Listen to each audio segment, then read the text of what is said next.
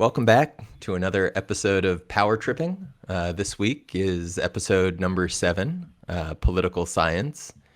And we have a somewhat smaller crew than usual, but here we are. So yeah, I know that the last 2 episodes have been pretty heavy. I think this week's was it had some real bombshells.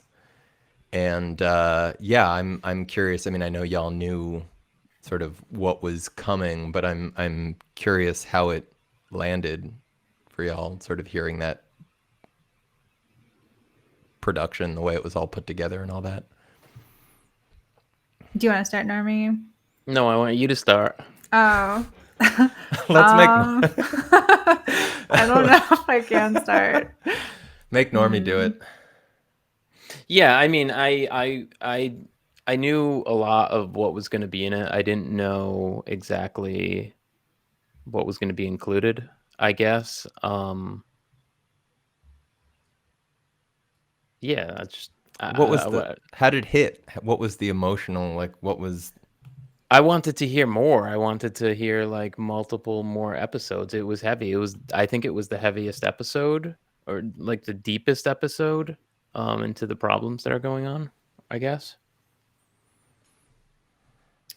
Yeah, and just hearing about the extent of struggle with various clinical trial participants and just how that is completely at odds with all of the PR media about these trials. I mean, you hear in the news people were cured, like this is a miracle treatment.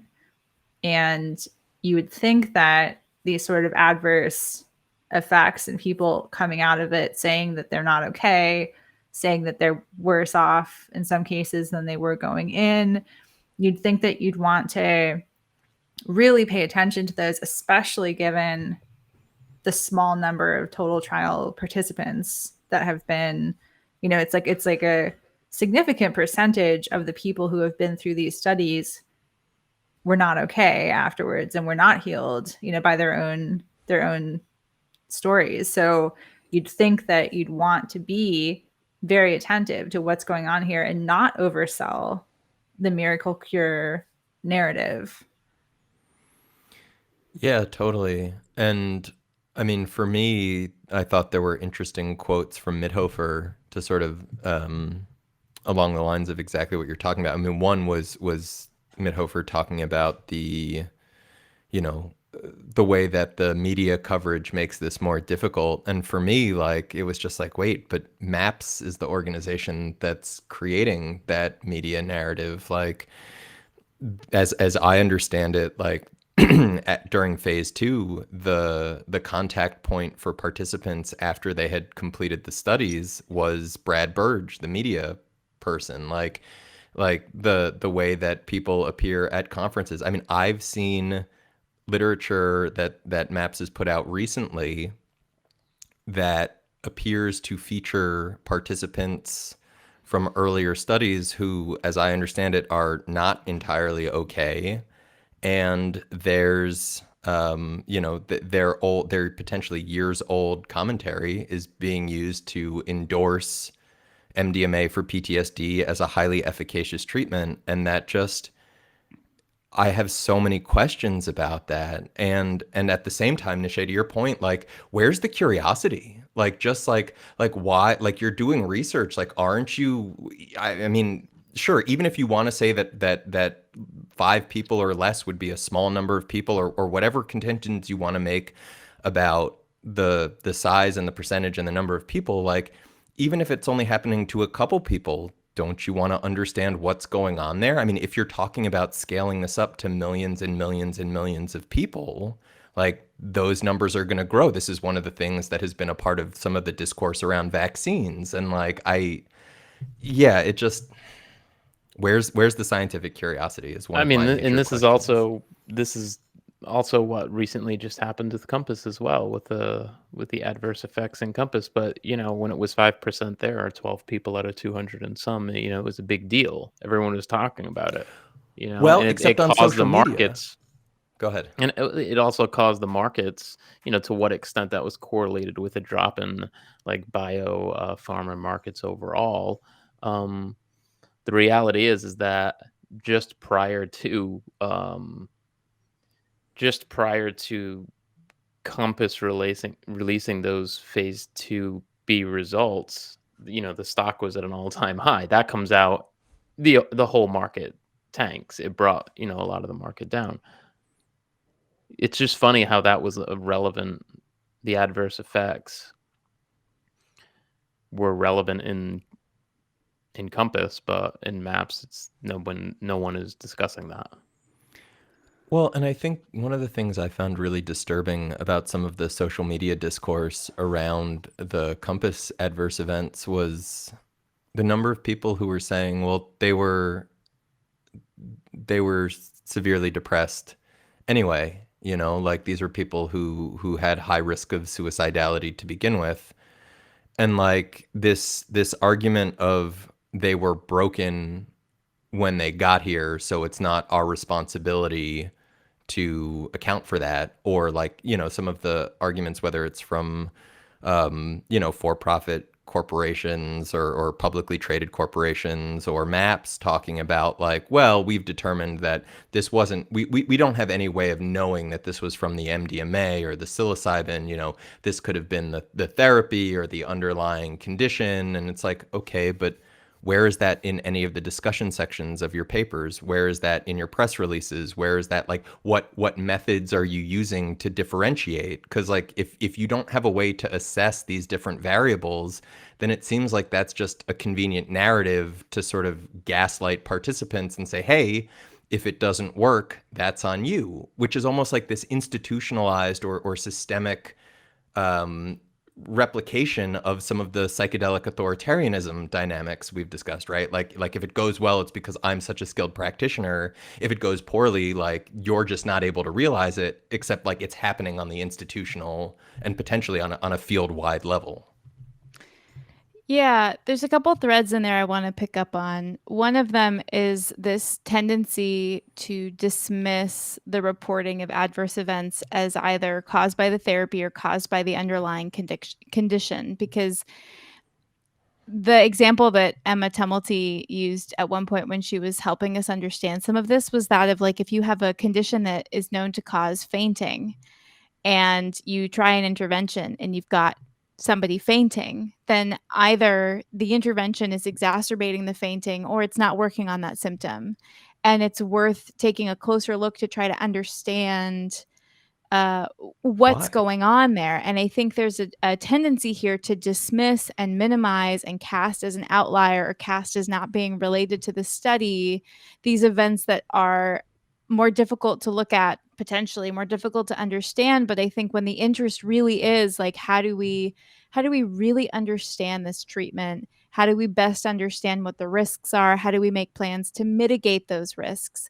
One of the first things that some of the experts we talked to said to us upon reviewing the kind of cache of documents that we shared with them was there's an absence of deep thought, consideration, and thinking and planning around some of these key safety issues with like the washout of psychiatric meds or the emergence of suicidality.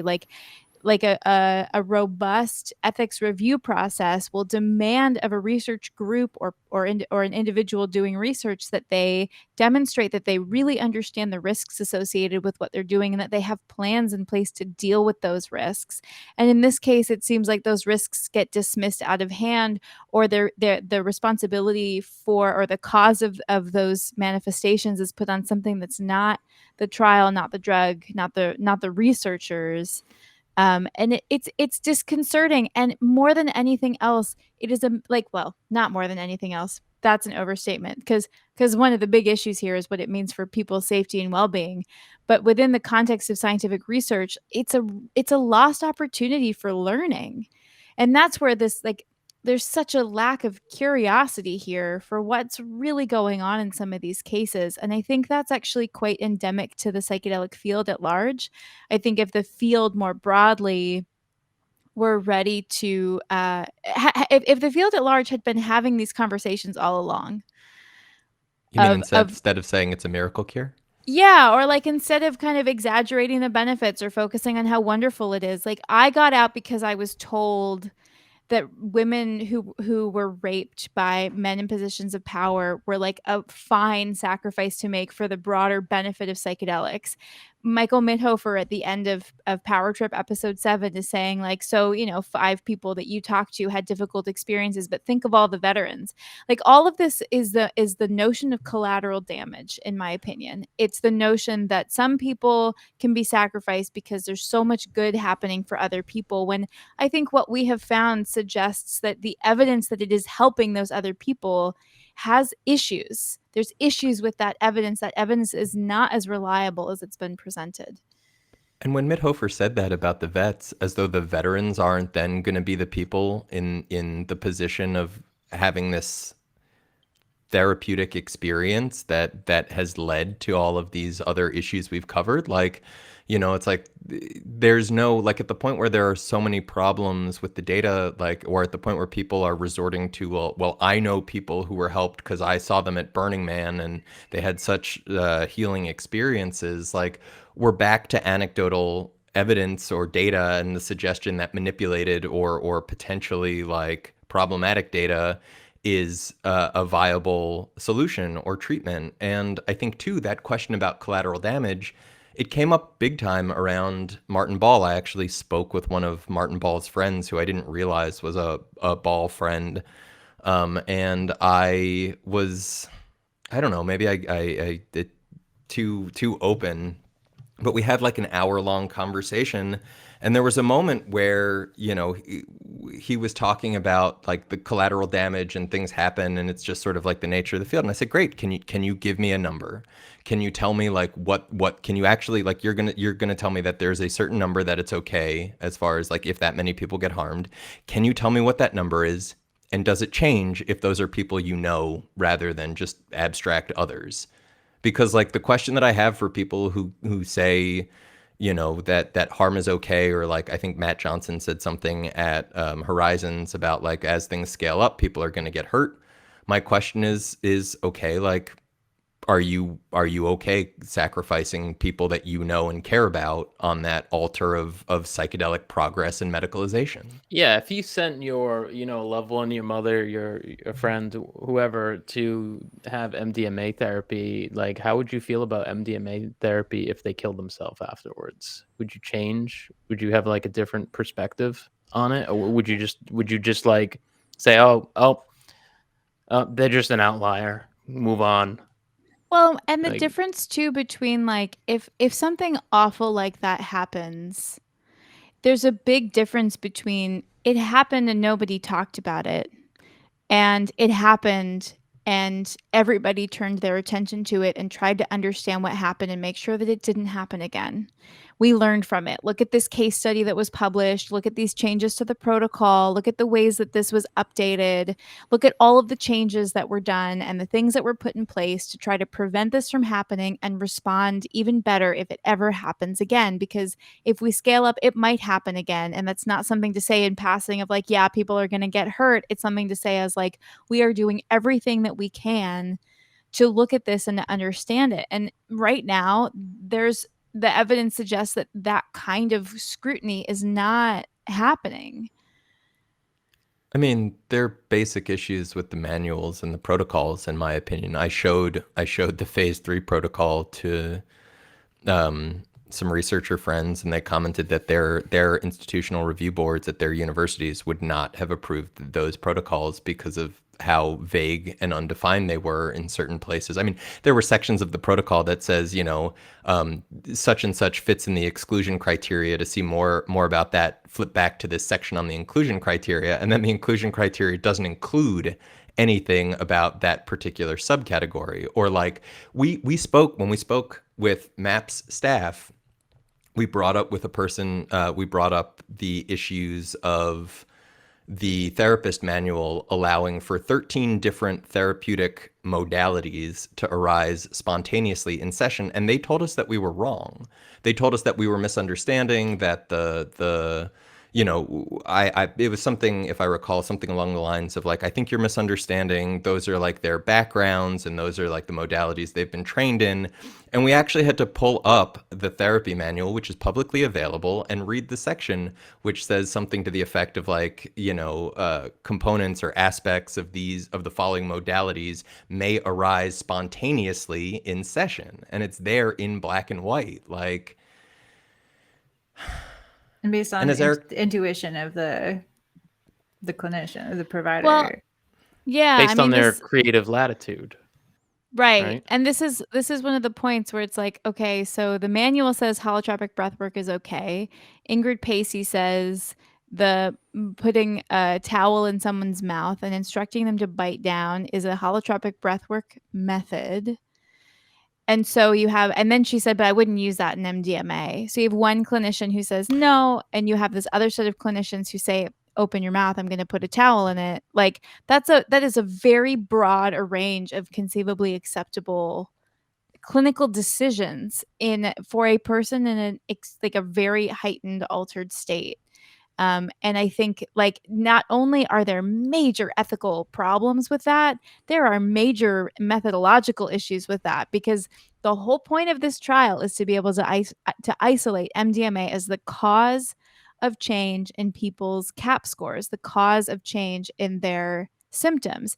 And if you're doing MDMA plus one form of therapy versus with another, like those are not, you can't compare those in a scientific study. So this concept has been over the last handful of months of thinking about this is really been I think just like one of the most interesting unexplored areas that I personally have thought about in my time in psychedelics. And I look back at these marketing phrases that MAPS has used throughout the years.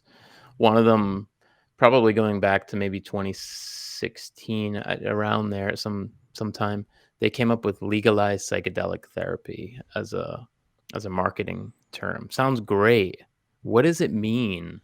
What does it actually mean? We think about the psychedelic, rah, rah, rah. I love psychedelics. I want that to get passed. That's my favorite drug. What's the therapy? What actually is the therapy? Oh, it's everything. It's basically everything. You want to do some new age nonsense. That's great. Like, I think I really encourage people to think about what is the therapy? Why is it all over the place? Why do you have in a phase 2 clinical trial with MDMA in a time of prohibition, in a highly monitored, air quotes, highly monitored clinical trial, why do you have the behaviors going on in that room? It's outrageous. It's mind-boggling. It's like It makes me. Go ahead. You go. It just makes me wonder what the hell is going on in all of the other.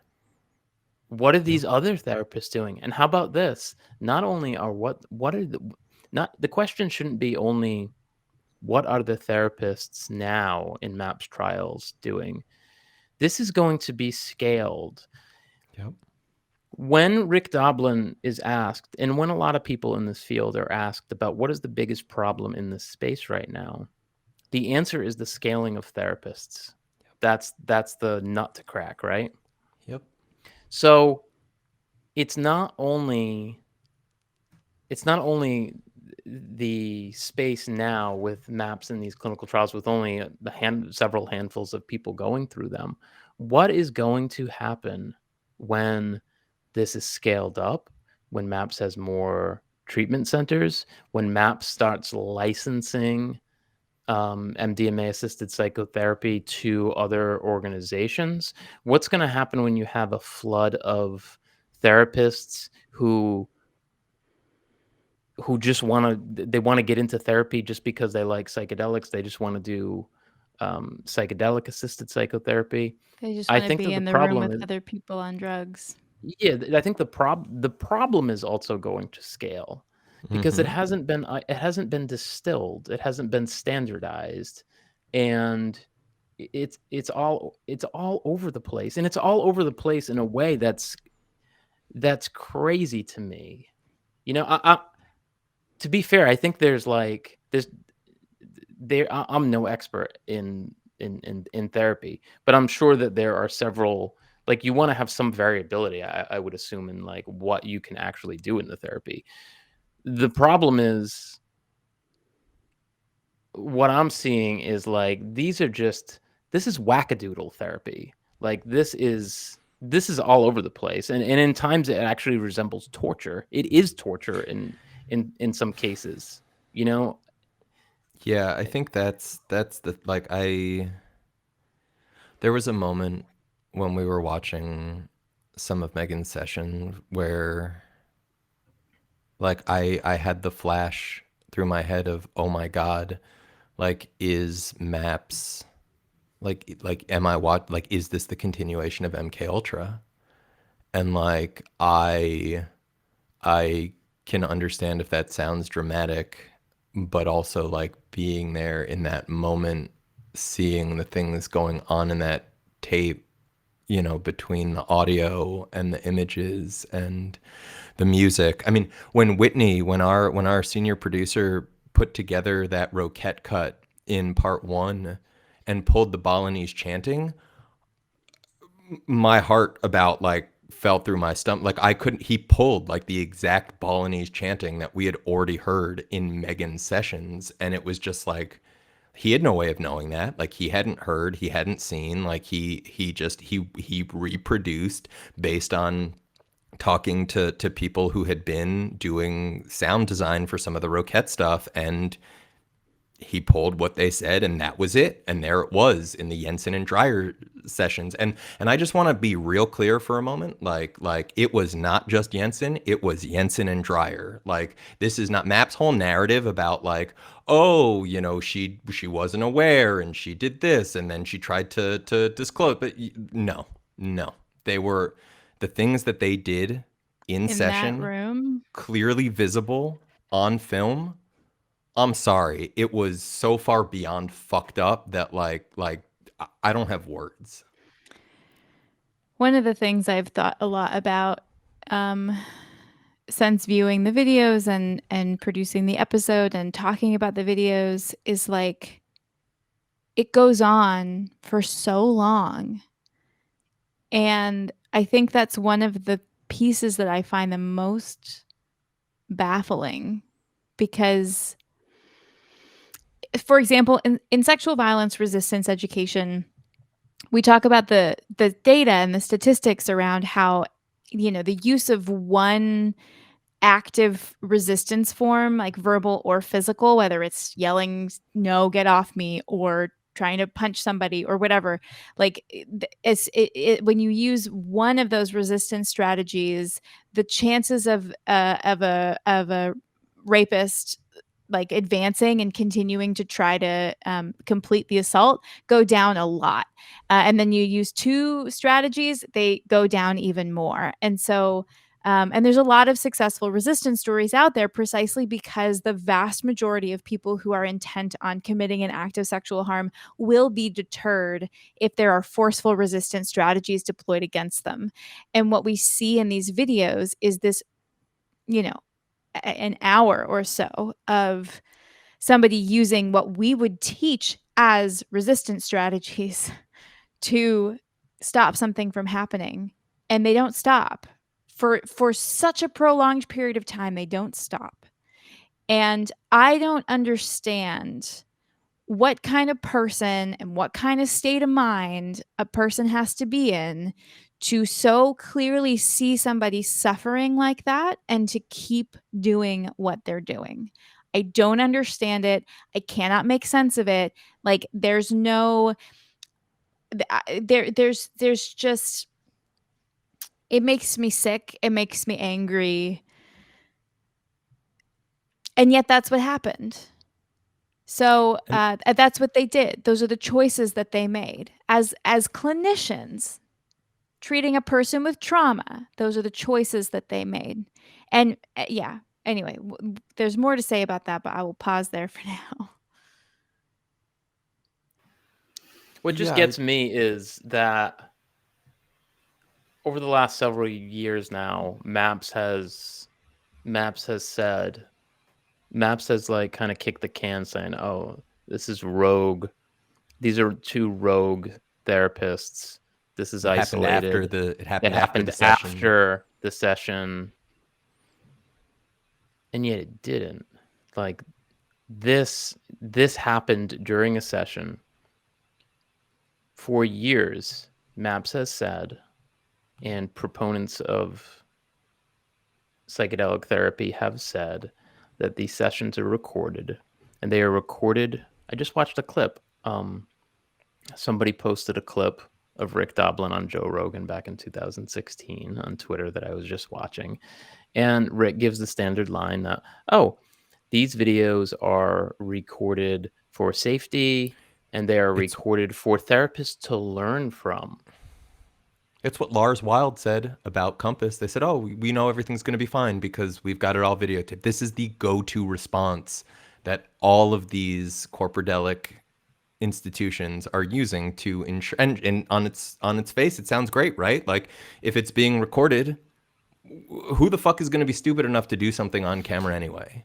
Yeah, and now either it was never viewed. It was never viewed, or it was viewed and like, fuck guys, this is so bad. Like, or determined to be okay. Or determined to be okay, right? Like, right. There's no good answer here. Like, and the fact that it was allowed to happen in a phase 2 trial, where, like, this is the phase 2 trial, the phase 3 trials that are happening right now. They're the culmination of a hell of a long time of years. Like, this is like the culmination of decades, right? And you got people doing this in your trials? Really? Well, and what got me in the episode 7, was Rick talking about the videos where initially he said that he had reviewed the videos, and then when the producer revealed that they had access, that y'all had access to the videos, suddenly the answer changed. And I don't understand, like, if you knew something had happened terribly wrong in one of your study sites, why would you not review everything associated with that problem? Why would you just say this was one therapist who then afterwards had a relationship, and let's not study or look at what actually happened? Like, it doesn't make any sense to me. It makes sense to me because I don't think they cared. My working assumption, I mean, given the number, like, I'm honestly curious what people at MAPS know or think, because it's like the number of different answers we got, even from Betty, you know, who initially told us no one at MAPS had seen, or no contract adherence raters, no this, no that, and then who then amended it, you know, after some other interviews to say that what she should have said was no one had seen it in the course of the investigation. Then you've got Rick's changing answers. Then you've got, you know, the different narratives around Michael Mithofer. And like, we were actually in a not a conference, but like in a talk a few months back. And Ismail Ali, who is MAPS's acting director of policy and advocacy, made a statement to the chat. Some of us had brought up concerns and issues around what had gone on with in Meaghan's trial. And there was an awful lot of attempts to sort of redirect and change the discussion around that. And he writes, Izzy writes, Right now, video recordings in clinical settings is used for adherence rating, i.e. making sure the sessions follow the protocol, as well as to ensure that abuse does not occur. However, part of the concerns, including in the situation with MAPS Phase 2 practitioners from a couple years ago, have to do with behavior that occurred outside of the session, but still within the window of ethical care and duty from the therapists. But that's just not the case. So did he know that? Is he parroting a line that he was given from higher up?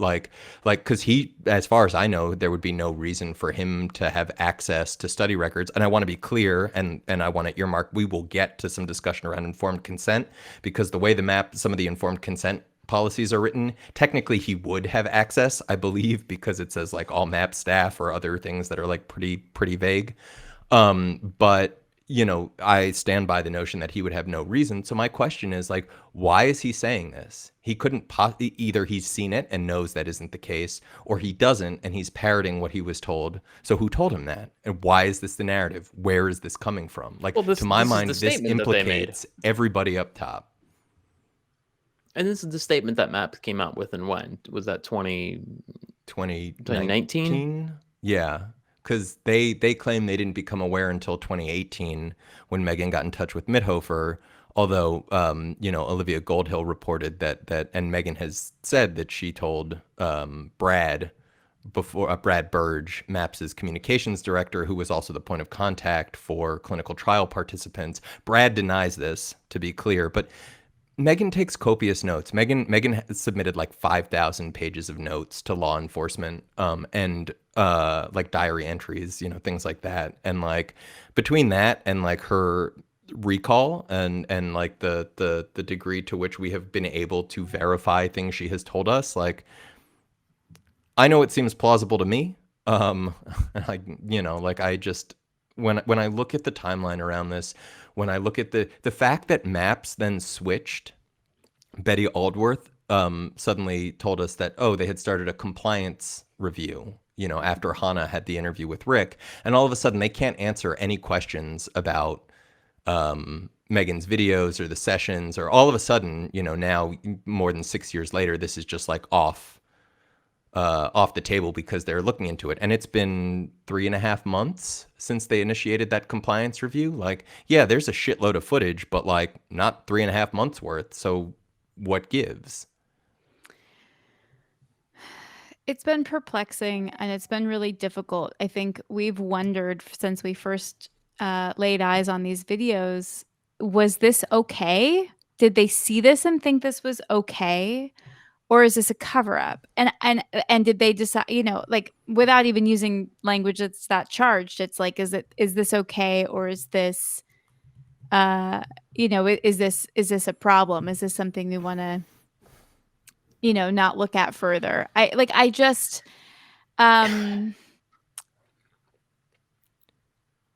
don't know which of those possibilities is worse. And maybe there's another possibility I haven't thought of. But it's really frightening to me that really and truly these are the most monitored that these sessions are ever going to be. And this happened. Uncontrovertibly, this happened. And where's the report? Where's the investigation? Like, where is the summary of what happened and what they're going to do about it? Like, none of that has been released yet. And I can't make sense of that. And there's a brief point that I want to make, because we spoke to some experts and other we've spoken to participants who were told they can't get their videos, and the only way that they can have access to their videos is to go into the offices, where they're stored, and they can watch them there. The problem is, if you've had a real traumatizing experience with your clinicians or in that context, the notion that you're going to be comfortable reviewing such charged material in the setting, in that setting, seems unlikely. But this also raises the issue that, like, if MAPS is just handing out the videos without reviewing them, they don't know what what went down in sessions and what they're making available. Like, there is a plausible, like, you could potentially make a case to say, what happened in the video is we're concerned that it would impact your mental health negatively. You'd have to to try to make that argument, and I would still be skeptical, but like there should be some review of the videos, I believe, before handing them over to ensure, like, so you have a sense of what you are handing over. And I can tell you, in the case of Meaghan's videos, that was not a thing that happened. And I can also tell you that in the case of Meaghan's videos, the number of hurdles that it took to get those and to download them and to review them, like it was not made straightforward or simple. And considering the nature of the content, considering the context of this taking place in a clinical trial, like when I look at all of this, the notion that this is trauma research, like when I see the way that these trauma researchers have repeatedly conducted themselves, I'm horrified. And it's not just these videos, it's messages around the informed consent process. It's messages around participants trying to inform them of seriously, like potentially life-threatening experiences and leftover psychedelic effects, and to see the responses. Like there's one response in particular that I still feel fucked up about it, because to this day I don't know like whether or not the MAPS staffers who or the researchers, sorry, who sent the email, like I don't know if they were intending on doing what they said in that email and just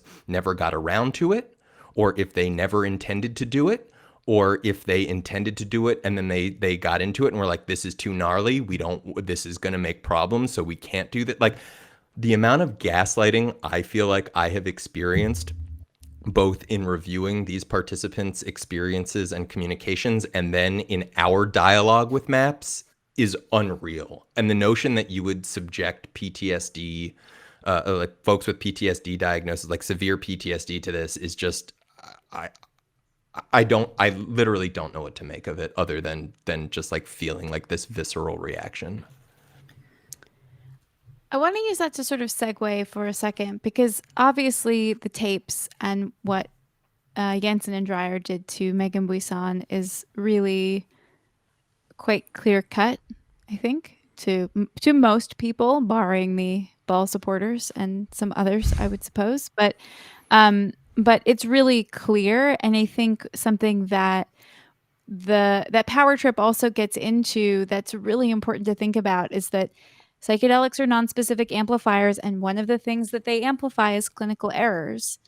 And so if you have therapists that don't understand how to show up productively and in an evidence-based way for the therapeutic relationship with people who are using substances like this, it's a recipe for disaster and harm. And one of the things we've heard about across different study sites is a pattern of people voicing issues and the therapist telling them, in some way that it's a reflection of their trauma, it's their fault, and that they need to trust the therapist and trust the process and go along with it. And different ways different therapist teams have encouraged participants to become dependent on them emotionally in ways that are not appropriate and not really within the framework of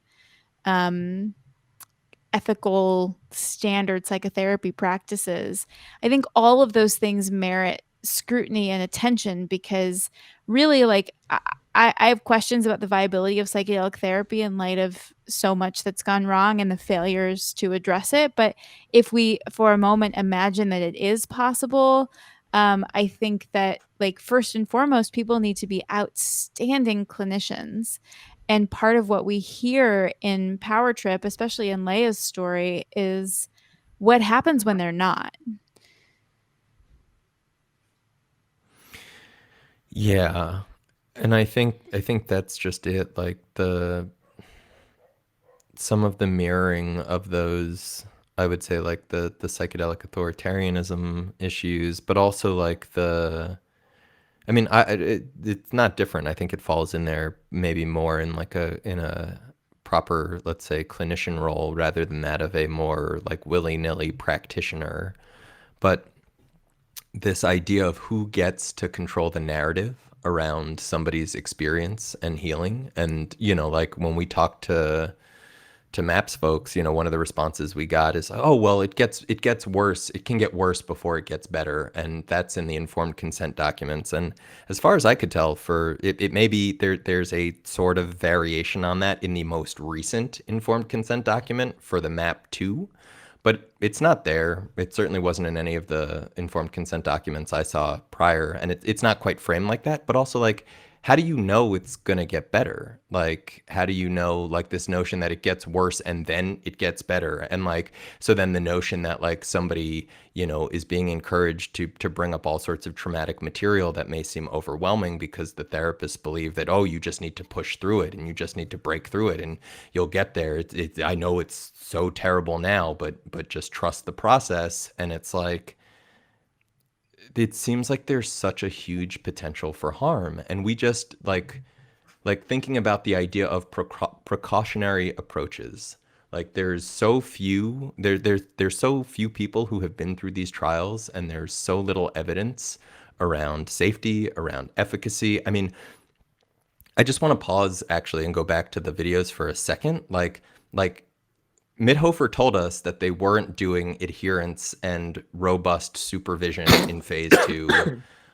Certainly not like they are now. But if you go and read, you can go pull the MP4 protocol offline. It's publicly available, and you can read the sections on video adherence, which are quite explicit about the role of video recordings and adherence and what's supposed to be going on in those sessions. So the notion that like, oh, well, we weren't really doing that, like, don't worry about it, we're doing better now. It's like, yeah, but it was in the protocol then. So what this means is you weren't following protocol, and that presents its own issues. And it presents questions of like, how do you know that therapists weren't engaged in how do you know that therapists were actually making good on non-directive approaches, and you know, the type of touch that was being used, what was going on in sessions was standardized, that therapists weren't fostering dependence. I mean, MAPS is explicit in their manual that like therapists are supposed to be taking a non-directive approach and aren't supposed to be fostering dependence.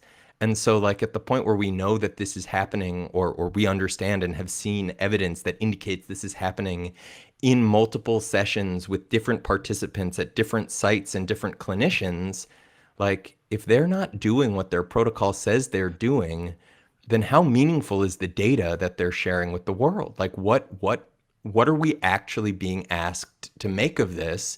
And when some of the MAPS defenders are continuing to like chime in online and say, well, I still believe it works. Okay, you're welcome to that belief, but can we actually do some good science that demonstrates that, rather than suggesting that whatever mess we've currently got is good enough, and so let's just approve this and we'll deal with whatever problems happen after legalization? Like, that seems like a pretty clear disaster waiting to happen.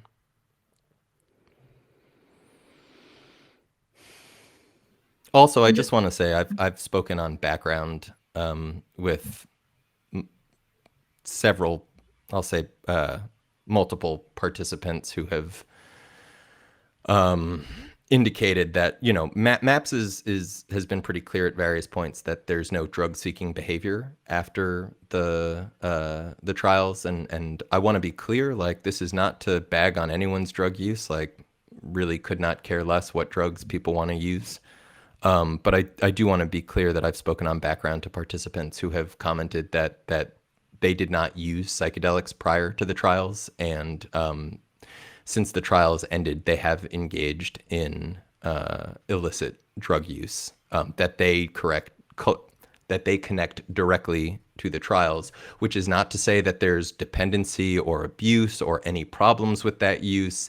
I just want to say that like the data that is missing, like there seems to be quite a bit of it.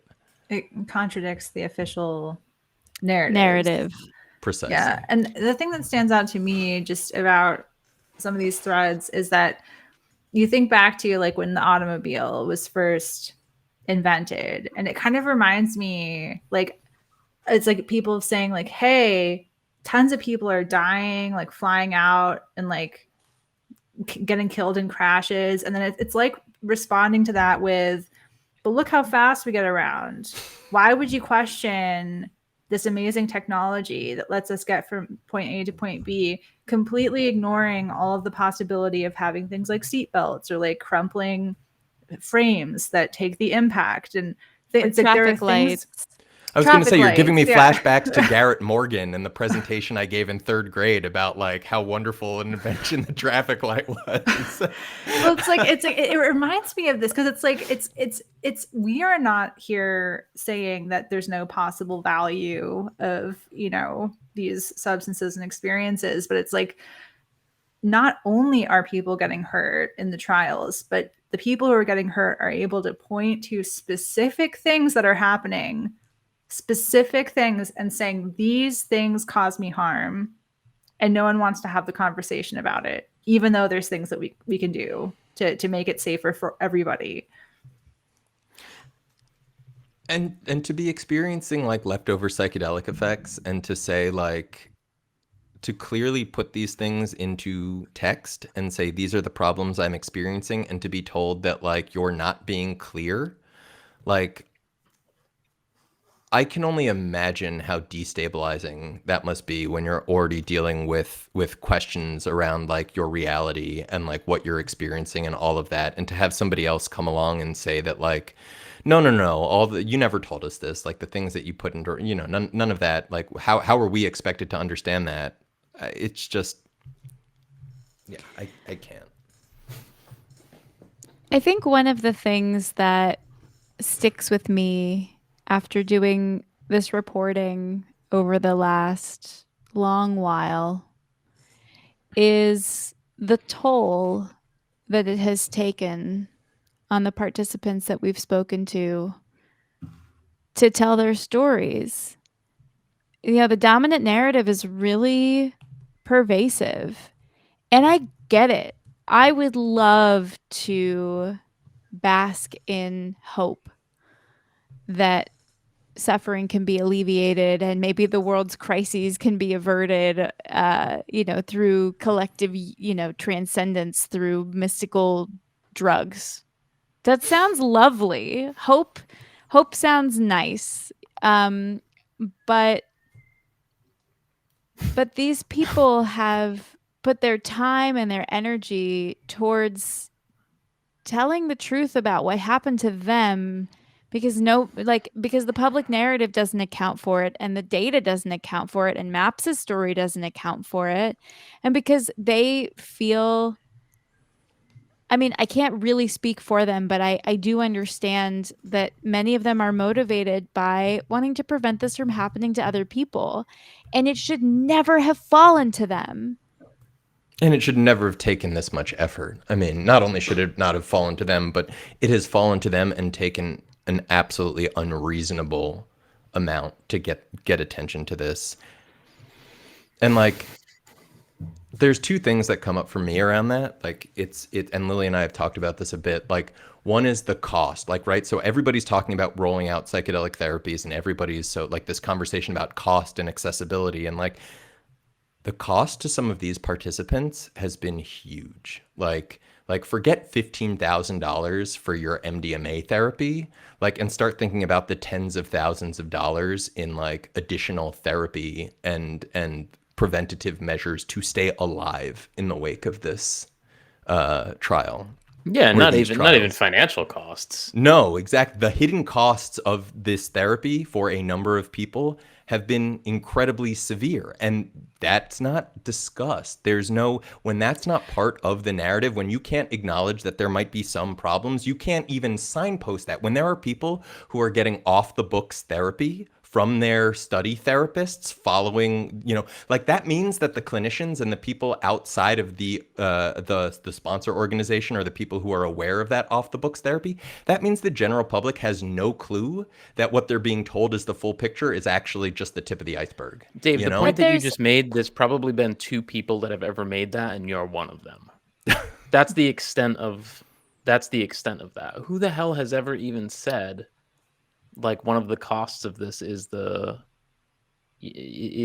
costs that the people who have been harmed are carrying around financially and emotionally, and it's not part of the narrative. You have no reason to. You just made it part of the narrative. But the narrative is hinting at it. it's not like it's totally unknown. There's an industry of integration therapists and people that are ready to sell you their time and their services to help you deal with the consequences of your psychedelic experiences. It's a really good Like, point. like it does exist. People know all about it. It's just implicit rather than explicit. Yeah, it's implicit and Yeah. it's framed as this like normal healthy thing when it's like, Yeah. well, wait a second, like is there something happening here that's pushing people to need more help than they expected that they might need going into it? It's sort of like the how all the corruption in the various criminal justice systems of the United States, it's just all above ground. We just don't see it. We don't think it's corrupt. That corruption only exists in other countries, and you actually have to hand a wad of cash to the police, right? Right. I think those are great points. I mean, I was laughing to myself a couple minutes ago just because I was thinking like the shit that's going on in the world, and we're suddenly dealing with like the specter of nuclear war right now. And meanwhile, MAPS is like gearing up all of these global, international, refugee initiatives. They're trying to insert themselves. Imagine MDMA. Yeah. For Let's talk about that in just 1 second. The point I was going to make is that MAPS is led by a man who believes sort of that the solution to nuclear war in this case would be giving Putin like MDMA. I think that's crazy. Like, I think that should be apparent how crazy that is.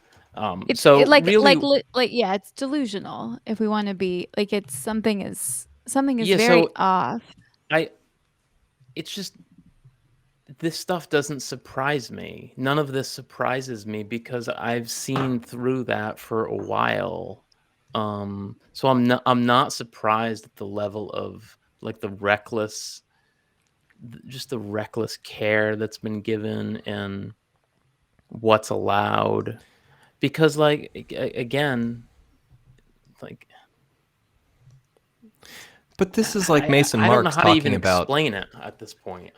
This is the same as like Mason Marks talking about psychedelics for opioid use disorder or whatever, where it's like, like when you look at the things that populations need, whether we're talking about refugee populations or stigmatized drug using populations, like it comes back to the material realities, and it actually touches back on this question of narrative. Like, if you have people who are saying we need food, clothes, and shelter, we need like we need basic access to healthcare, we need and instead all you can hear is, oh, psychedelics will fix this. We can reparent you via psychedelics. Like there seems to be this fixation on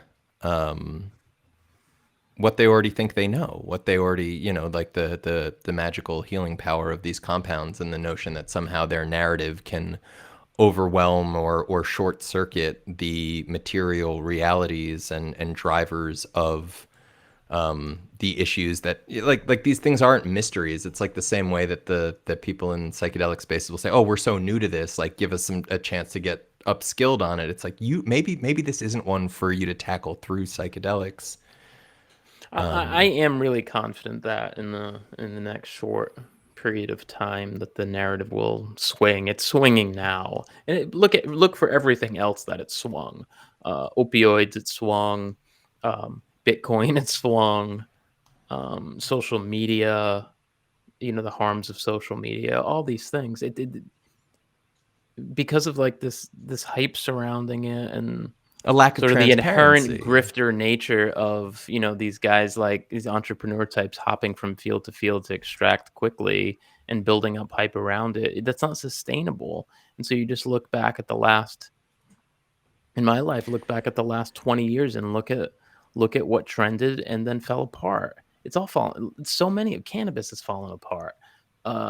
So many of these hyped revolutionary new concepts and fields and technologies, they've fallen apart. Psychedelics are going to they're already on the decline to an extent. This is a potential crazy take for me to be saying, but I do think that they actually are, because what I'm seeing is that the dialogue in the field right now is it's rounding. It's like it is changing. It's slowly changing. That's going to precipitate. I think that's if the people in the field who are sort of guiding it are having these conversations, which I do see that happening. It's small, but I do see it happening. I do. Maybe I'm naive, but I do see. I do think that the discourse will be improved. I think that just like we look back now and we say, "Oh, there's some things that Leary said that were good." There's a lot of shit there, though. Like we're gonna be looking back at Dublin and saying, "Okay, some Oh, things we've like." been looking at Dublin. Yeah, I know, but I'm just saying like the space overall, Yeah. like the cultural consensus, I think is going to expose a lot of these just silly ideas, harmful practices as we move forward. And because look, here's the reality that a lot of the people who are listening to Power Trip right now, there's a lot of young people in this field listening. A lot of young people in this field who want to get involved with this that are listening to this, and these points are resonating. And I do have some degree of, I don't want to call it hope because I don't care about hope. I like confidence. I guess that's what I was gonna say. I was gonna say I'm the thing that lets me kind of cope with this all is this confidence that we are right about this, that it is just a matter of time before the Emperor's New Clothes are revealed for what they are and the House of Cards comes down, because there is no substance to what they're doing that is justified.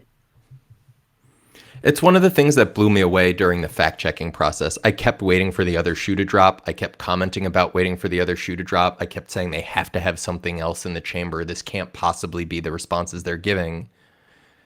And like, we've been pretty sure that the Emperor's been naked for a minute. And it's like, holy shit, like maybe some other people will actually get an opportunity to see that. And like, it's real telling around transparency. Maps and Dublin have been claiming for years that they believe in transparency, and you know it's one of their core tenets. And there's a few things I want to hit on around that real quick. Like a bunch of the studies that Maps had done weren't on clinicaltrials.gov until I reached out and started haranguing Maps about where they were, and they gave absolutely bullshit responses that I ran by experts who laughed and rolled their eyes and said, yeah, there's no way that doesn't hold. I mean, we're talking about there are studies which I was told that were, you know, it was because the Maps Public Benefit Corp needed like extra time to get the results together and get them up, and that, you know, ct.gov isn't such a great format, and so it takes extra time.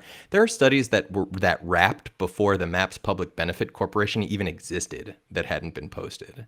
You know, so it's like it's next level as far, and like for some of these things, like there was a pooled analysis of phase 2 studies that they did where you could get like a little tiny glimpse from the published paper, but if you wanted to go look at the actual trials, you couldn't look at them because they weren't posted on clinicaltrials.gov. And to Normie's point about like all the things that have been revealed to be bullshit over the years, or the shifting narratives or whatever, I think one of the core components of those are information asymmetry.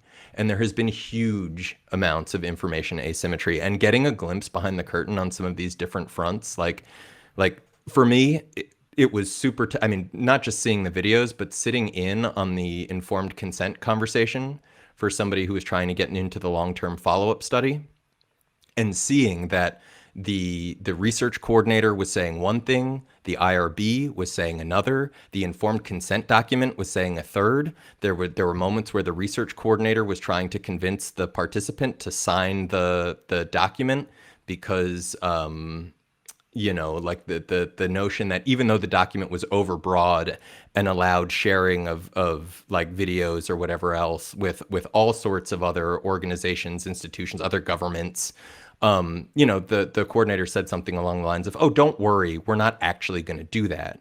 And like when I heard that, I was horrified. It's like, this is a legal document.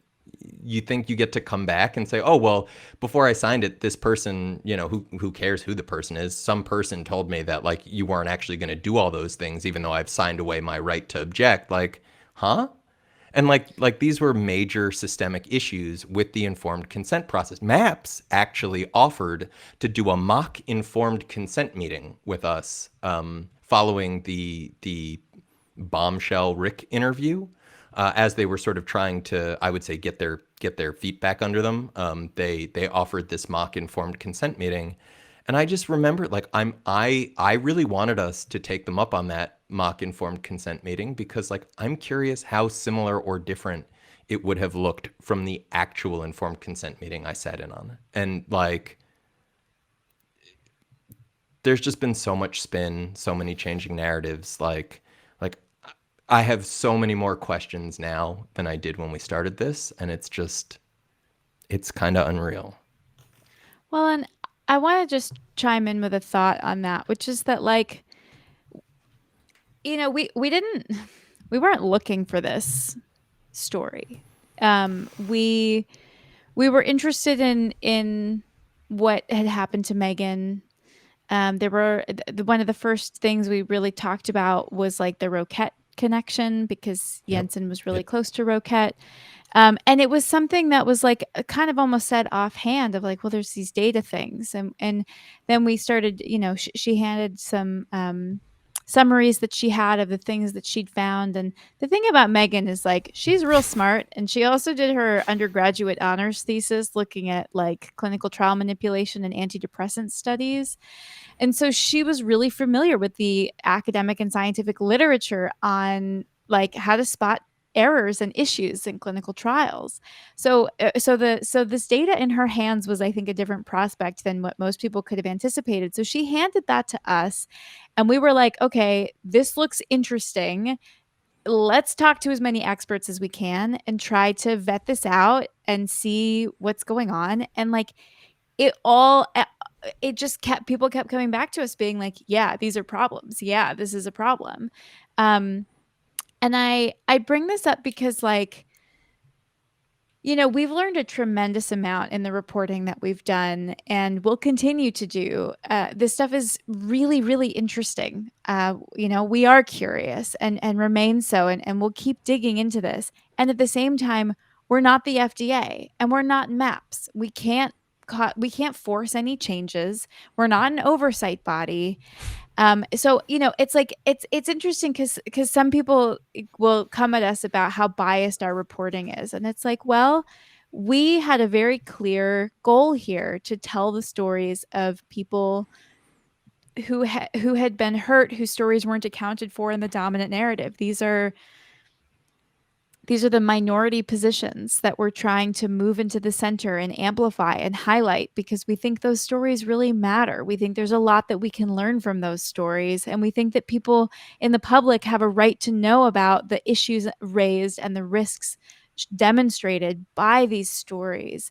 And ultimately, it's like the piece itself is like this one piece of reporting, like one little dinky raft in an ocean of overwhelmingly positive and glowing reporting that's trying to say, hey, there's some additional issues. Let's try to pay attention to those. And at the end of the day, like something that I've said to Dave a few times, especially over the last couple weeks, because it's, there's a lot of emotions that go into getting something like this right and being on deadline and trying to push, get it out the door and make sure that it's robust and rigorous, is to realize that like, we're not giving MDMA to people. We're not the scientists in the room. We're not the adults in the room. We're not the regulatory agency. We are a couple of journalists and people who are part of a little watchdog group who have seen some things that we're really concerned about that we think should be brought to the public's attention. That's what we have sought to do. And, that just is what it is. And ultimately, like, I hope it brings a little bit of balance to the broader conversation, which has been so overwhelmingly cheerleading. Have any of you guys read Thomas Kuhn's book, The Structure of Scientific Revolution? Yeah. No. So I haven't read it in a while, but I believe one of the main points in it is it's the outliers that in periods of, I think he says normals. I might butcher this. I think this is correct though. But in periods of normal science, the outliers are basically treated as outliers. Like no one gives a damn because they don't really contribute to solving a problem at the time. However, when the set changes, when the environment changes and you need a new model to make sense of the world, you go to the outliers. And then those outliers suddenly start to make more sense. And he coined I believe he coined the term a paradigm shift to how those outliers, like, suddenly in this new environment, they have a lot of explanatory value to a new model that's formed. And then you have an inversion, and that inversion is the paradigm shift that happens. I haven't read the book in a while. It's phenomenal. That's always stood out to me. And the use of the language of outlier here is also interesting because Mel speaks to that specifically and says that she doesn't think that they're the outliers, you know, and it raises this question of like, are they actually the outliers, or are they the outliers because of the way the data has been framed, or the way narrative that has been told? Exactly. And this question, I mean, it's exactly that. It's like if you shift the frame, do the outliers suddenly have that ability to present the paradigm shift? Because like when we talk to other trauma researchers, we talk to, as I understand it, quite competent trauma researchers, including some who have specialized in torture. And one of the things they pointed out was that if you see a significant improvement in CAPS, but it's being accompanied by things like a spike in suicidality, that's fascinating. Like from a research perspective, you want to know what the hell is going on, because how is it that somebody is presenting a reduction in traumatic, you know, experiencing traumatic symptoms, but they're having a similar or increase in suicidality? Like, what is going on there? Just from a purely scientific perspective, it's fascinating, and you would expect to see significant discussion on that. And this is one of the fascinating things about MAPS. It's like it happened in the Doblin interview, it happened in some of the interviews we did, where like there's no ability to acknowledge that there might have been, like, you might get an abstract acknowledgement, like, yeah, not everyone is perfect. You know, no one said everyone is perfect. Yeah, we made mistakes. Sure, everyone makes mistakes. But like when it comes to the specifics, when it comes to the notion of, hey, this is a thing that seems to have gone at least a little bit wrong, there didn't seem to be any ability to acknowledge that, to sort of sit with and suggest what could have gone wrong. Hell, when we asked Doblin about what he learned from the, you know, Meaghan Buisson's horrific ordeal, basically said nothing. There's nothing that could have been done differently because people are people. Well, this is, I mean, but what you just explained, Dave, like that's kryptonite to, that's like MAPS kryptonite, right? How many drugs do you know? How many pharmaceutical drugs do you know that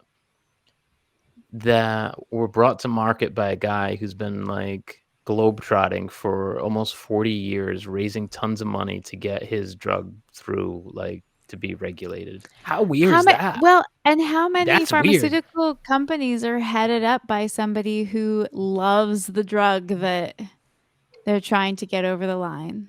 Yeah, it's weird. Yeah, But and these how are the only things that you like start to see and absorb after you've been in the space for a while, and you re-examine like what you thought. Some of the people You know? we interviewed straight up told us that they saw no problem, no issue whatsoever with the idea of approving a drug, one that Doblin has talked about being good for millions and millions and millions of people, that they saw no problem with approving a drug based on less than 300 people having had the intervention. I thought that, like, to me, that was jaw-dropping. I asked more about that. They said, oh, it's because the effect size is so big. Right. And so, do you not know, get Dave started on Cohen's D. I don't know shit about stat. I just know that the statisticians who I've shown some of the Cohen's D values to sort of burst out laughing. But this goes to the points Nishay has made over the last year about Suresh Muthakumaraswamy's research and the realities of expectancy and lack of blinding, and the way that this is contributing to outsized effect sizes. And in fact, I suggested that to one of the people we interviewed, and they didn't really seem to have much to say back to that, which Dave, I thought can you just explain effect size very quickly so we don't just like kind of brush past it? I'm sorry I did it, Lily. But for people who are listening, I think feel like it's a this really is- important point. It's a difficult thing to explain. So basically, the simplest way would be you're measuring the strength of the like correlation between two variables, like the strength of the relationship between two variables, and it's a measure of like standard deviations. Is that what So it is? so essentially that it's okay to have a few, not many people in the study because The magnitude of the experimental effect. It Yeah, is that's Larger the right. effect size, the stronger the relationship. right. Okay, yeah.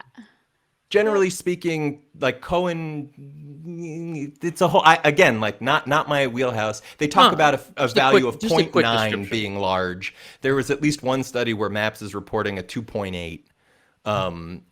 There's also one expert we showed things to questioned whether or not MAPS was calculating Cohen's D correctly. I am so the wrong person to be giving this and rundown. Like, I cannot wait until we can share. So we have some things in the works, but down the line, like I would very much like for even more experts, particularly people who are within psychedelic science, like Muthu Kumaraswamy and some of the other folks who are sort of like questioning some of what we're seeing, to go through this data and like Educate us. even more than we've already had from people at, former FDA folks and other like research psychiatrists, and like we have run this by people who We have are significant standing. we're greatly indebted to a range of researchers who have generously given their time to helping us understand the documents that we're looking at and some of the inconsistencies that we've found and some of the questions that have been raised. Ultimately, the more we look, the more questions we have. So this is, this is kind of, this is the beginning of starting to put questions out on the table. And I'm reminded that at least from us, and I'm reminded that one of the issues in psychedelic science is that of peer review, and the fact that in a lot of cases the people who are peer reviewing psychedelic papers are also psychedelic researchers. I think it's extremely important that this field start to look to people in other disciplines, especially people in other disciplines that are not using psychedelic drugs, Yep. for input into their research and interpretations and frameworks.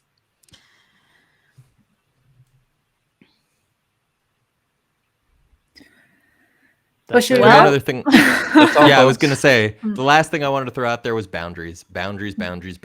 It's the thing that's come up again and again and again in these harms. And I don't want to say more on that. I think just like be mindful of that shit, and maybe we'll be boundaried and end the episode. Click. Oh my gosh. Yeah, I mean the boundaries thing is really, I highly recommend the Boston Associates to Stop Therapist Abuse created like a 9-page checklist of different dynamics that can come up in therapy that might suggest that something is amiss. And it can be part of, people can often want to feel closer to their therapist. And so but it's the therapist's responsibility to hold that boundary. So one of the things we've observed is sometimes the way that therapists will, do various things to try to lure if you're looking at it from the outside, it looks like they're luring their patient or client over the line. And so it looks like the patient or client is making the first move, which is confusing for them. But ultimately, even if the patient or client is making the first move, it's still the professional's responsibility to say no and to hold those boundaries, whether it's a sexual thing or something that's just like an inappropriate manifestation of transference or anything like that. And I think, it's the therapist's responsibility, and also like just worth talking about among people who are seeking therapy, because it doesn't get talked about that much.